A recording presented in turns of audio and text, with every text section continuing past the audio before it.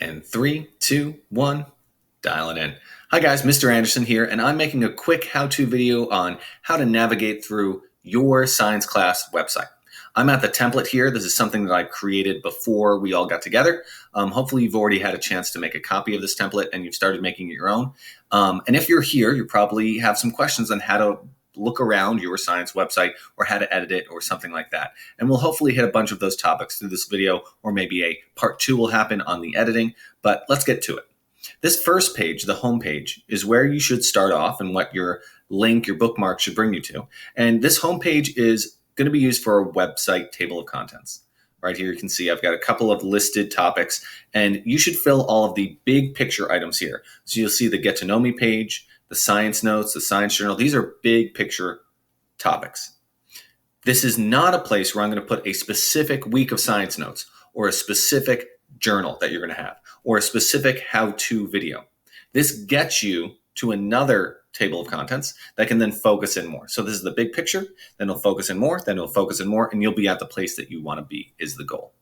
So you can navigate by clicking on these, and they're linked. That's a fine way to go about going through your website. But another way is just to come up to the top here, and you can click on the science notes. And if we click on science notes, you see that the page has changed. We're now on the science notes page. And again, like I promised, another table of contents where now we can focus in more and get to week 1 notes, week 2 notes, all the way up to week 8. You should be taking notes in here. Whatever we're going over in class, whatever fun bits of information you're learning, toss them into your notes here. One other way to navigate around the site is you'll see this bar on the right side where it says Insert Pages and Themes. If you click on Pages, you'll see that Science Notes is highlighted in blue. If we click back here on the home page, it brings us right here, just like this tab on the top does. We can have that kind of option over here on the right side too. In fact, this is how we can move things around. If I wanted Science Notes to be before, I could switch it. You see it switched on that bar. I'm going to switch back because I like the order of which I place things, so we're going to keep it that way. Let's visit Science Journal really quickly because I think notes are self-explanatory. You're going to take notes every week. You should place them inside that folder. The Science Journal, though, this is where you're going to be putting fun and interesting facts that you found out about in terms of science throughout the week. So you can see we have our week 1 and any interesting science tidbits and facts that you stumble upon in real life or at home or out and about when you're going out and getting food. I want you to toss those ideas here. So any questions you might have, any deep thoughts that you might have, like why does this happen? Even if it's not connected to the exact topic we're talking about, if it's going on in a sciencey way inside your head and you want to just put it out there in the journal, that's a great place to do it. And hopefully I get around to answering all your questions, but it's also a great place to just write down your thoughts. So make sure you're doing that you're coming in here and adding stuff to the Science Journal whenever something comes to mind about science. Hopefully every week I'm going to have a big question, a science-y question that you can put in there to kind of journal about, and it can kickstart your thoughts on whatever topic we are discussing. And you can kind of write down what your ideas are here.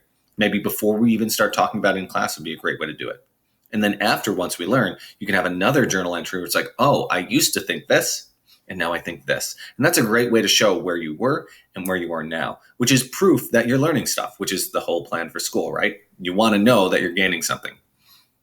I'm going to come back up here and go over the more options. More kind of hides everything that goes beyond those first kind of 4 splash pages. So I have my how-to videos here and syllabus and useful links. The how-to videos, they're going to house all of the applications or different how-to videos like this video, for example.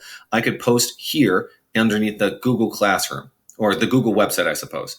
How to use Google website. And I can put it here and you could find it for later use.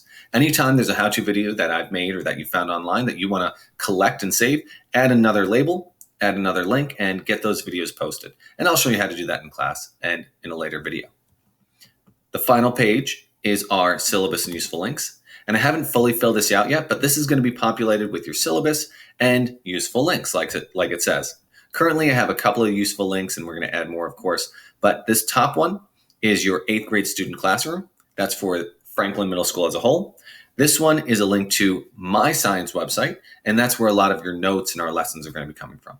So hopefully now you can go to your one-stop shop, which is your science website, and you can visit wherever you want to go. You can learn whatever you need to do, and you can take down all your science notes in one useful and convenient space. All right, well, I'll see you guys on the internet.